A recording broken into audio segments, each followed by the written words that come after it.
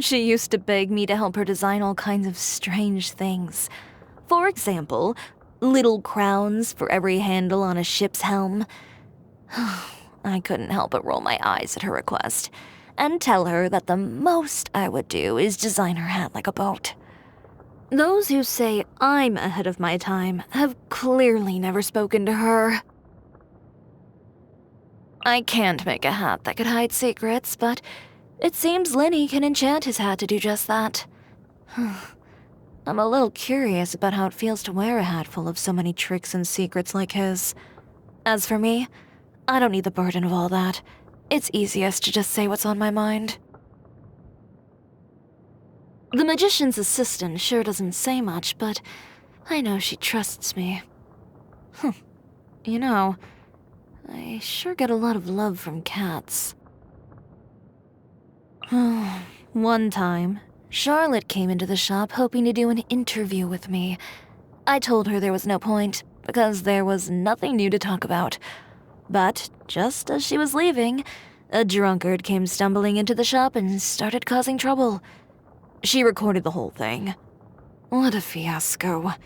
I've heard of journalists chasing leads, but now it seems news chases the journalists.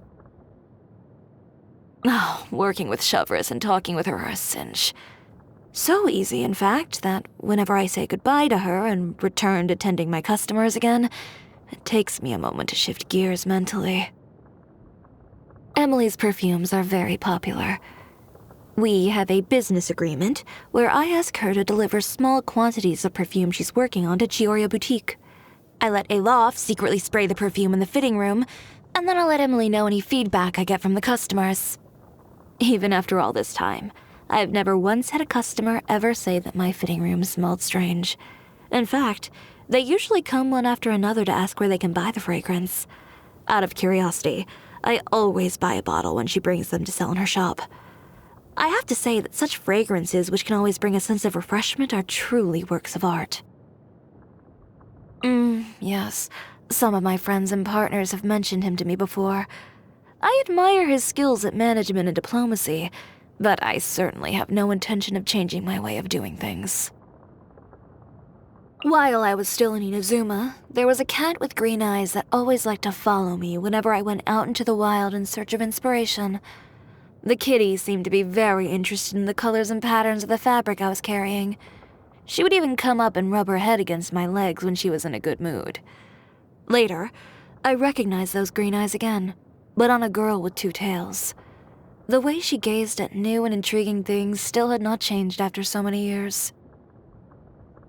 If I wasn't always slipping away to go play when I was a child, I probably would never have had the chance to meet the young lady of the Kamisato clan.